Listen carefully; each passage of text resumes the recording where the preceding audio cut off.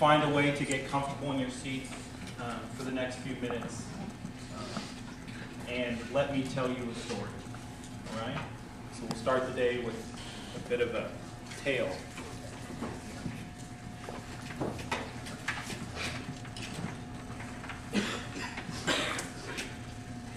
I want to tell you a story.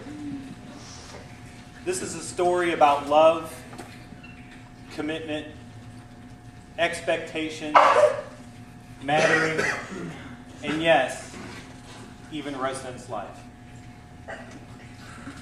Now, way back in the summer of 1962, a young couple decided that their friends should meet,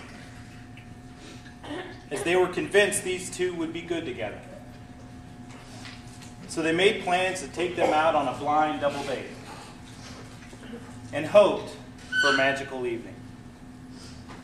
A few nights later, the young couple went and picked up their friend Jim. Then they drove across town and picked up their other friend Peggy. And this carload of young love went out to a drive-in movie where they are said to have enjoyed a drive-in, and this carload of young love went out to a drive-in movie where they're said to have enjoyed the movie, even though to this day none of them remembers the name of it or even what it was about. And afterwards, they went to a diner to enjoy dinner. Peggy was said to have had a hamburger and fries, while Jim had the cab driver's special, a fried egg and cheese sandwich. They all said that they loved the evening. The weather was great, the movie was nice, the food was good, the company was entertaining and sweet. And this young couple dropped Peggy off at their home later that night. And as they did so, Jim jumped out of the car to walk her to the door. And as they got there, he gave her a short and tender kiss. And of course, promised to call her soon. Well, as you might guess, that call never came. It was crushing, really, as Peggy was convinced that the two of them were meant to spend the rest of their lives together. A little over a year later, still thinking about Jim regularly and convinced they were meant to be together, Peggy called him. She heard he was around town and staying with his brother, so she called there and reached him.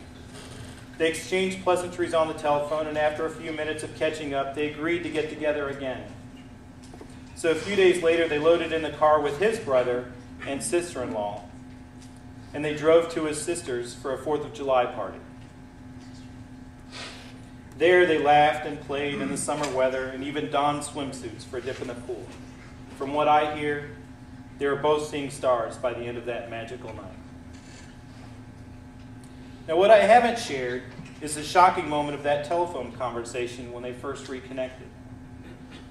See, what Peggy learned was that since they had first met a year ago, Jim had began living on the streets. Things hadn't went well for him over that year, and despite his being very well cleaned up that evening, he was without a place to lay his head and was only relying on the temporary kindness of his brother's wife. Now, if you're following me, you heard me explain this information was shared before they went out again. And yet, Jim and Peggy still spent a wonderful holiday together that ended on a very promising note. You see, Peggy didn't care much about Jim's condition because she saw the beauty he had to offer the world. She saw his potential. And to her, he mattered. So much, in fact, that Peggy continued to date Jim. He would come to the diner at night where she waitressed. She'd give him a meal. And when she was done with her shift, they'd share a piece of pie. And then they'd leave, go spend time together. And at the end of every night, Peggy would drive Jim to the park where she'd leave him to sleep. And it was there, nightly, where she would leave, so confused about going home, to sleep in her bed, while she knew that he was about to sleep in the park. Yes, it was hard. But to her, he mattered. Mattered. Now, how many times have we each used that word? You matter. I matter. You matter to me. She matters. He matters. We matter. It doesn't matter. We've used it a lot, I guess. We've used it in a sentence. We've spelled it M-A-T-T-E-R. But have we ever really considered its meaning? See, mattering is not just a word. The application of mattering in relationships can drive someone's life. Really, it truly does. There's even a theory about it. You know, it's aptly called Schlossberg's theory of marginality versus matter. And what it says with such beautiful simplicity is that when someone doesn't feel like they matter, they feel marginalized. And when feeling so, they experience thoughts of self-consciousness, which lead to an inability to perform at their usual ability level.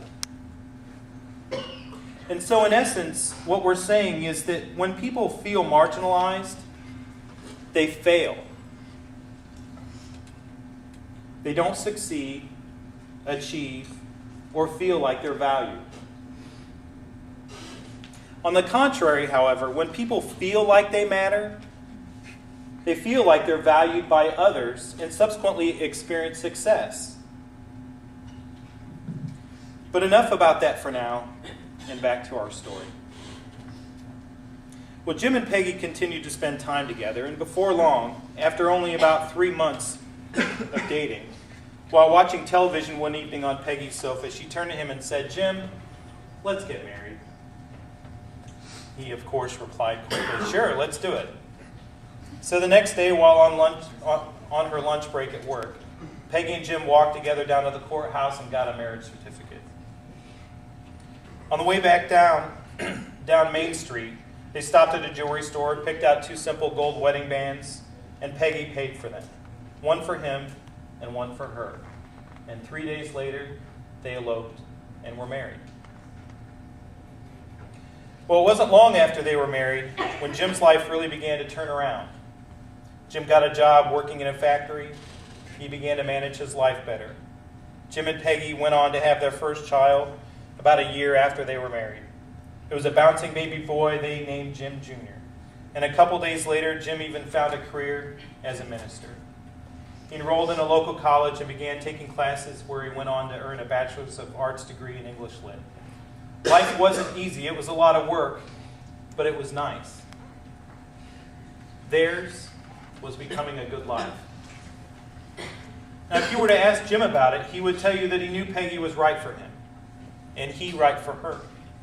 He would tell you he loved her with all his heart and that he was grateful for all she did for him. And he would also share that he knew she expected greatness from him. And so he strived for greatness every day. He wouldn't have even gotten that first job if she didn't demand that he bug their front office every day until they give him a job. And that's just what happened.